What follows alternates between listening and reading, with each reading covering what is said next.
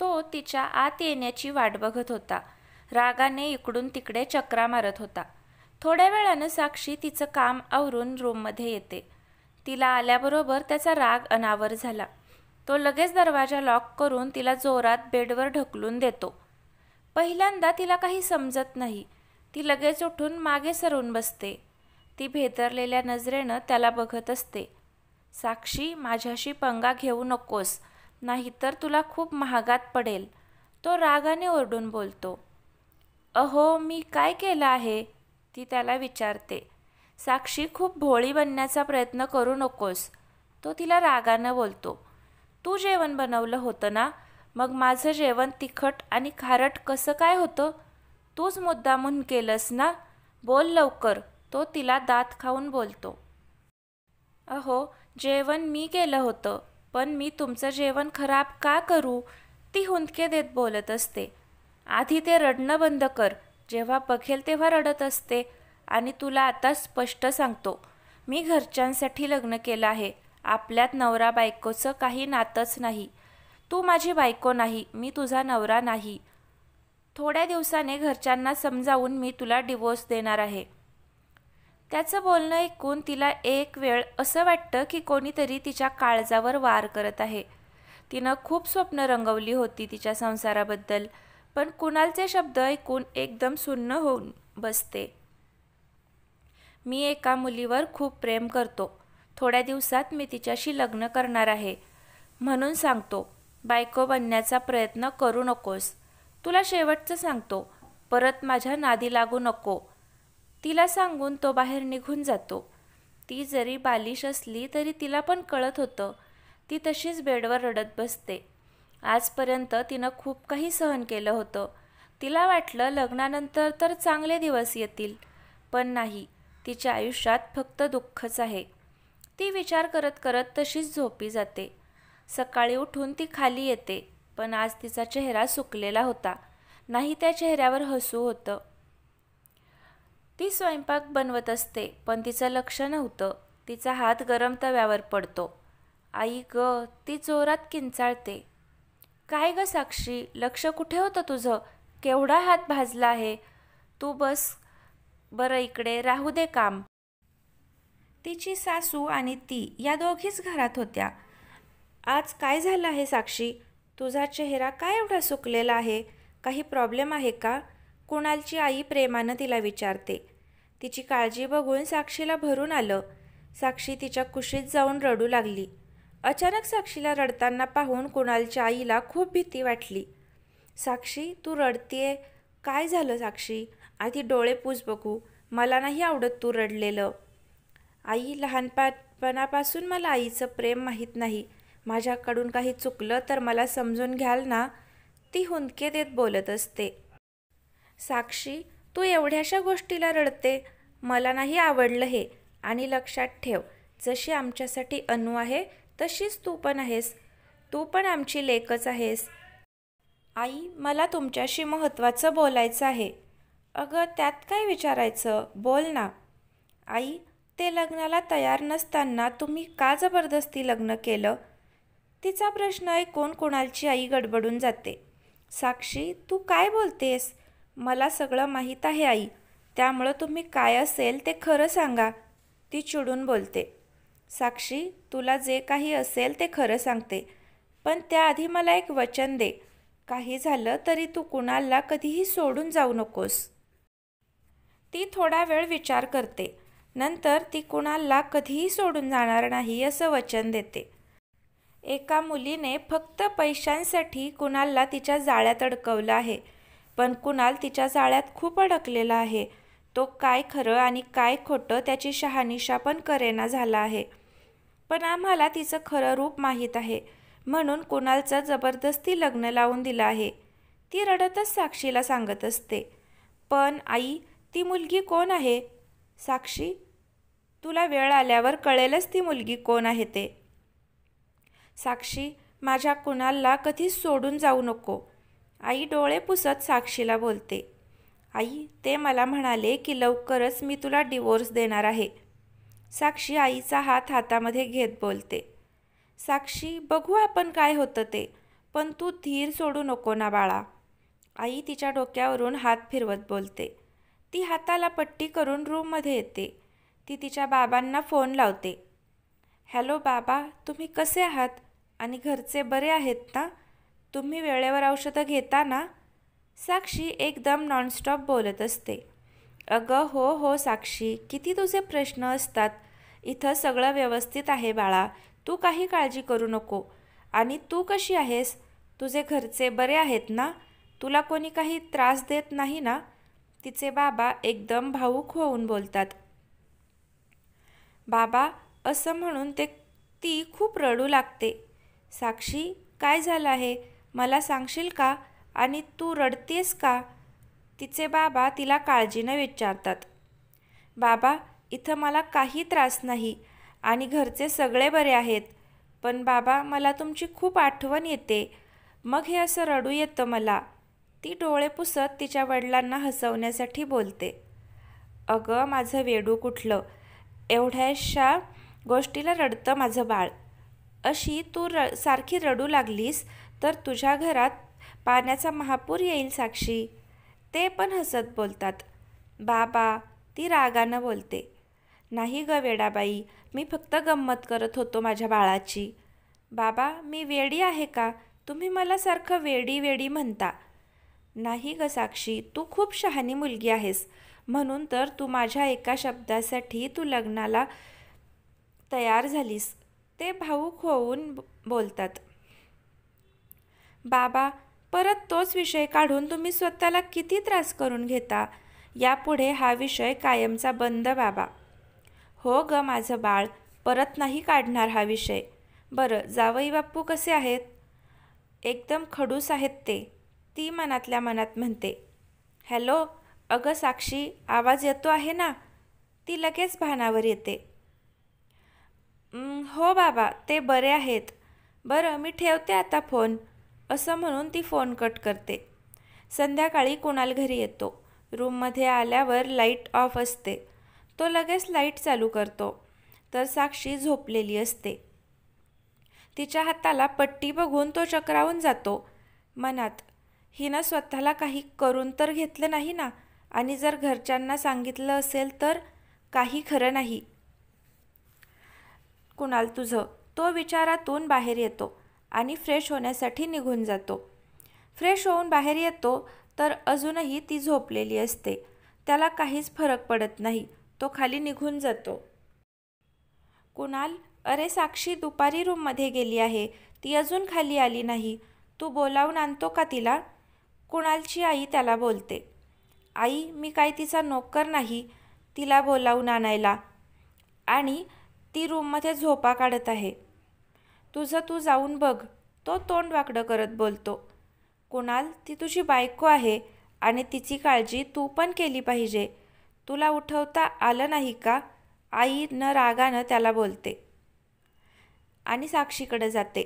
रूममध्ये आल्यावर आई साक्षीला हात लावून उठवायला जाते तर तिचं अंग तापाने भाजत होतं.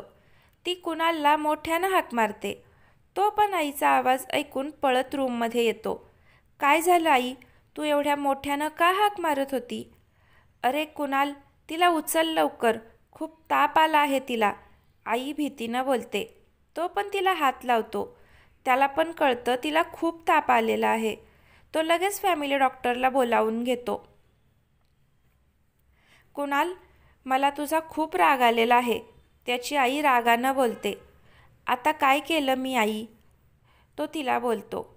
अरे तुझीच बायको आहे ना, मग तिला उचलून हॉस्पिटलला नेलं असतं तर काय झालं असतं कुणाल? आई रागानं बोलते. आई, आपल्या फॅमिली डॉक्टरला बोलावलं आहे आणि तिला जास्त काही नाही, फक्त तापच आहे. तो बोलून बाहेर जातो. थोड्या वेळात डॉक्टर येऊन तपासून जातात आणि काही औषधं लिहून देतात. कुणालची आई तिची खूप काळजी घेत असते. थोड्या दिवसात तिला बरं वाटू लागतं. असेच दिवस जात होते. दोघेही एकमेकांशी बोलत नव्हते. कधीतरीच घरच्यांच्या समोर बोलत होते. एके दिवशी साक्षी संध्याकाळी जेवण बनवत असते. तेवढ्यात बेल वाजते. ती दरवाजा उघडते. समोर एक मुलगी वेस्टर्न कपडे घालून बाहेर उभी दिसली. दरवाजा उघडताच ती लगेच आतमध्ये येते. ती आतमध्ये आल्यावर सगळ्यांच्या चेहऱ्यावर राग दिसतो. ती सोफ्यावर जाऊन बसते. आंटी, असे नोकर घरात कशाला ठेवले आहे? त्यांना एवढे पण मॅनर्स नाही का? बाहेरून आलेल्या माणसाला पाणी देणं एवढं साधं कळत नाही का? ती तुच्छतेने साक्षीकडे बघत कुणालच्या आईला बोलते. खरं तर तिला साक्षीला पाहून साक्षी तिच्यापेक्षा खूप सुंदर दिसत असते. त्यामुळं तिला साक्षीला पाहिल्यावर कमीपणा वाटतो. कुणालच्या आईचा राग अनावर होतो. ती तिला खूप जोरात थोबाडात देते. ती गालाला हात लावून खाली बसते. आंटी, तुम्ही साध्या नोकराला इतकं का महत्त्व देताय? तिच्यामुळे तुम्ही मला मारलं. तोंड सांभाळून बोल प्रिया. कुणालची आई रागातच तिला बोलते. ही कोण महाराणी आहे? प्रिया रागात बोलते. अजूनही तोंड सांभाळून बोल प्रिया, कुणालची आई ओरडून बोलते. साक्षी दोघींच्या तोंडाकडे बघत असते. तिला काहीच कळत नव्हतं. प्रिया रागात रूममध्ये निघून जाते. कुणालच्या आईला खूप टेन्शन आलं होतं. टेन्शनमुळं त्या चक्कर येऊन पडतात. साक्षी आणि काकी तिला रूममध्ये घेऊन जातात. साक्षी डॉक्टरांना बोलावून घेते. थोड्याच वेळात डॉक्टर येतात. डॉक्टर, काय झालं आहे त्यांना? साक्षी काळजीने विचारते. काही काळजीचं कारण नाही, टेन्शनमुळे त्या चक्कर येऊन पडल्या. डॉक्टर त्यांना तपासून जातात. साक्षी त्यांच्या जवळच बसते. तेवढ्यात कुणालचे वडील येतात. ते पण तिची चौकशी करतात. साक्षी खाली किचनमध्ये येते. जेवणाचं ताट बनवून कुणालच्या आईजवळ येते. ती त्यांना उठवते आणि स्वतःच्या हातानं घास भरवते. कुणालच्या आईला खूप भरून येतं. त्यांच्या डोळ्यातून पाणी येताना पाहून साक्षी गडबडून जाते. ती स्वतःच्या हातानं त्यांचे डोळे पुसते. त्यांना काहीही न बोलता जेवू घालून खाली जाते. साक्षी तिच्या रूममध्ये येत असते. तेवढ्यात रूममधील दृश्य बघून ती तशीच निघून जाते. ती गेस्ट रूममध्ये झोपते. कुणाल फ्रेश होऊन आईच्या रूममध्ये निघून जातो. तिची चौकशी करतो. जेवण करून रूममध्ये निघून जातो. पण आल्यापासून साक्षी दिसलेली नसते. त्याला तिची सवय झालेली होती. त्याला वाटलं तिला काम असेल म्हणून रूममध्ये आली नसेल. तो लॅपटॉप काढून काम करत बसलेला होता. अर्धा तास निघून गेला तरीही साक्षी आलेली नव्हती. त्याचं कामात लक्ष लागेना. तरीही तो तसाच काम करत बसतो. काम करतच झोपी जातो. अहो, ती मुलगी इथे का आली आहे? माझ्या कुणालच्या आयुष्याची पूर्ण वाट लावल्याशिवाय ही सोडणार नाही, मूर्ख मुलगी. कुणालची आई टेन्शनमध्ये कुणालच्या वडिलांना बोलते. अगं सुवर्णा, तू इतकी का पॅनिक होते? आणि आता कुणालचं लग्न झालेलं आहे. मला पूर्ण विश्वास आहे साक्षी कुणालला यातून बाहेर काढेल. कुणालचे वडील कुणालच्या आईला बोलतात. त्या चिडून कुणालच्या वडिलांकडे बघतात. बरं सुवर्णा, तू टेन्शन घेऊ नको. आपण यातून काहीतरी मार्ग काढू. आता आराम कर बघू, ते बोलतात. सकाळी साक्षी लवकर उठून सगळं आवरून किचनमध्ये नाश्ता बनवायला येते. ती शांत शांतच असते. तेवढ्यात तिथं काकी येते. अगं साक्षी, तुला माहीत आहे का ती आलेली मुलगी कोण आहे ते? काकी तिच्या चेहऱ्याकडे निरखून बघत बोलतात. नाही काकी, पण कोण आहे ती मुलगी? साक्षी पण तिला प्रतिप्रश्न विचारते. कळेल तुला, पण ती तुला नोकर म्हणाली. तुला काहीच कसं वाटलं नाही? अहो, त्यांचा काहीतरी गैरसमज झाला असेल. तिला बोलून साक्षी बाहेर निघून जाते. आज खूप मोठा धमाका होणार आहे. आज सगळं सत्य समोर येणार आहे, काकी मनात हसत बोलते. कुणाल उठून फ्रेश होतो. तो खाली नाश्ता करतो. त्याची नजर नाश्ता करत असताना इकडे तिकडे असते, पण त्याला साक्षी दिसत नाही. तो रूममध्ये येतो. कुठे गेली आहे? कालपासून दिसली पण नाही. तो विचार करत बसलेला असतो. त्याला एक आयडिया सुचते. तो थोडा वेळ रूममध्ये काहीतरी करतो. नंतर साक्षी साक्षी अशा जोरात हाका मारत असतो. त्याचा आवाज ऐकल्यानंतर ती पळतच रूममध्ये जाते. ती येऊन रूममध्ये उभी राहते. आता अशीच पुतळा बनून उभी राहणार आहेस का? माझ्या वस्तू कुठे ठेवल्या आहेस? मला पटकन शोधून दे. मला अर्जंट मीटिंगला जायचं आहे. माझी ती लाल कलरची फाईल शोधून दे. ती त्याच्याकडे न पाहता, त्याला काही न बोलता कपाटामध्ये लाल फाईल शोधत असते. तिने त्याच्याकडे बघितलंही नाही. तर त्याचा इगो हर्ट झाला. तरीही तो तसाच तिच्याकडे बघत राहिला. तिनं लाल फाईल त्याच्या हातात दिली आणि रूम बाहेर चालली होती. माझ्या अजून सगळ्या वस्तू दिसत नाहीत साक्षी, तो चिडून मोठ्या आवाजात बोलतो. ती तशीच माघारी येते. ती त्यानं सांगितलेल्या सगळ्या वस्तू देते, पण एका शब्दानं त्याला बोलत नाही. शेवटी ती रूमबाहेर जात असते. तेवढ्यात कुणाल तिचा हात खेचतो. ती त्याच्या छातीवर जाऊन आदळते. तो तिला स्वतःजवळ बसवतो.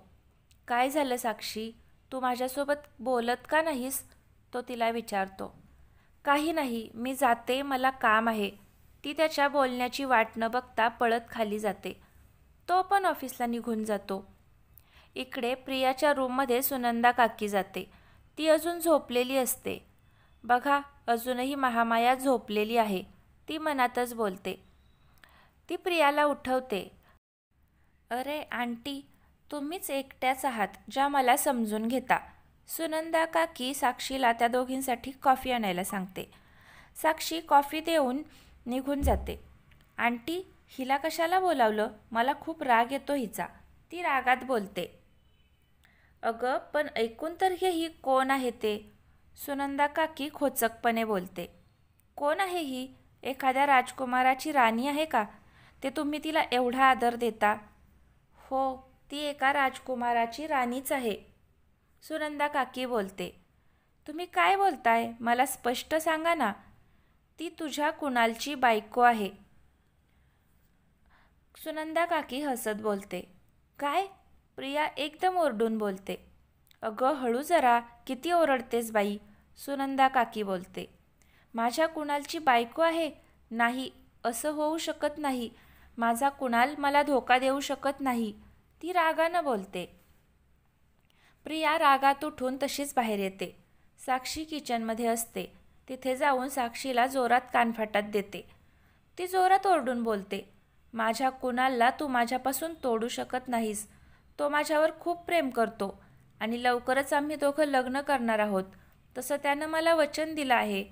शेवटचं बोलते, तू आमच्या दोघांच्या आयुष्यातून निघून जा आणि नाही गेलीस तर तुला बरोबर तुझी जागा दाखवीन, त्यामुळं इथून निघायचं, ती रागात बोलते.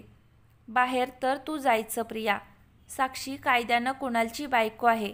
सगळ्या जगासमोर कुणालनं साक्षीशी लग्न केलं आहे. तर तुझं काय आहे, एवढा माज इथे दाखवायचा नाही.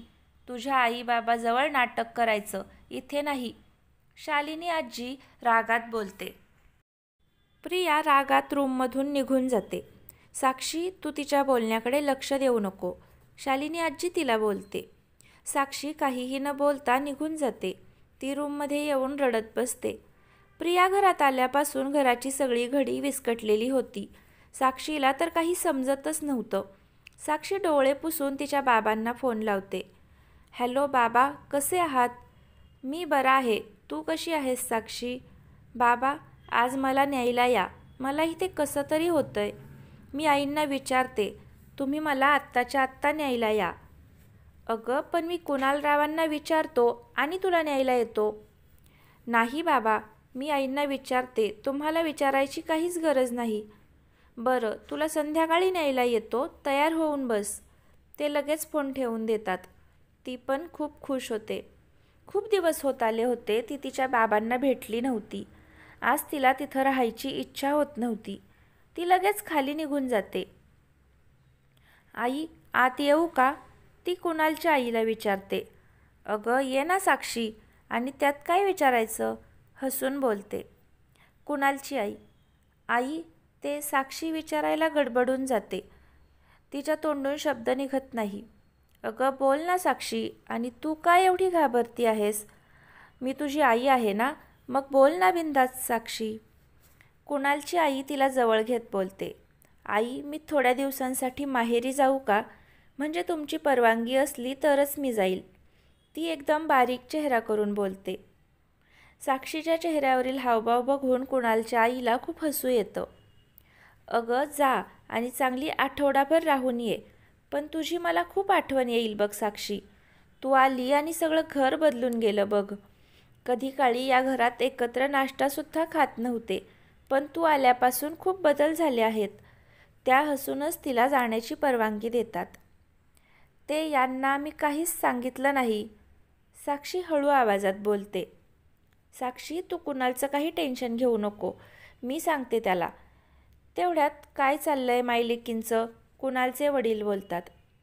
काही नाही हो, साक्षीला माहेरी जायचं होतं म्हणून ती विचारायला आली होती. कुणालची आई हसतच बोलते. साक्षीला खूप छान वाटतं. आपलं स्वतःचं हे घर आहे, त्यातील माणसं आपल्या हक्काची आहेत याची तिला जाणीव होते. तिला भरून पण आलं होतं, कारण तिचं दुःख तिलाच ठाऊक होतं. संध्याकाळी 5 वाजता तिचे बाबा तिला न्यायला येतात. त्यांचा चहा पाणी होतो. साक्षी जाताना सगळ्यांच्या पाया पडते. अनु तिच्या गळ्यातच पडते. वहिनी लवकर ये ग, मला तुझ्याशिवाय करमत नाही. सगळ्यात जास्ती कुणाल दादाला करमणार नाही. तो आमच्यावर राग काढेल. माझ्या बायकोला मला न विचारता का पाठवलं म्हणून. तू असली की तो शांत असतो, नाहीतर सगळं घर डोक्यावर घेतो. नीतू फनी फेस करत बोलते. सगळे नीतूच्या बोलण्यावर खूप हसतात. हे सगळं प्रिया बघत असते. तिचा जळफळाट होतो. ती रागानं पाय आपटत रूममध्ये निघून जाते. तिला आनंद पण झालेला असतो, कारण साक्षी जाणार होती.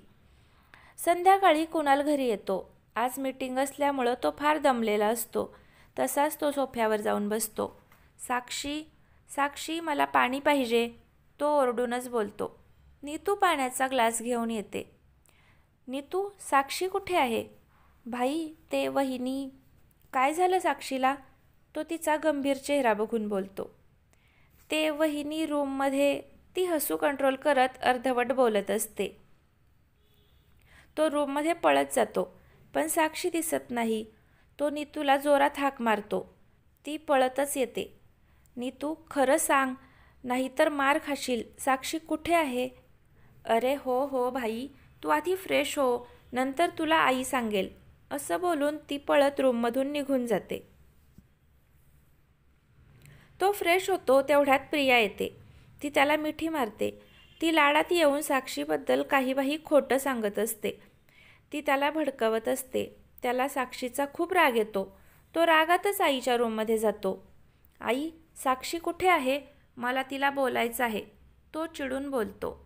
अरे पण काय झालं आहे कुणाल, तू एवढा चिडला का आहेस? आई त्याला बोलते. आई, तिनं प्रियाचा खूप अपमान केला आहे. तिला काय गरज होती का तिचा अपमान करण्याची? तो चिडून बोलत असतो.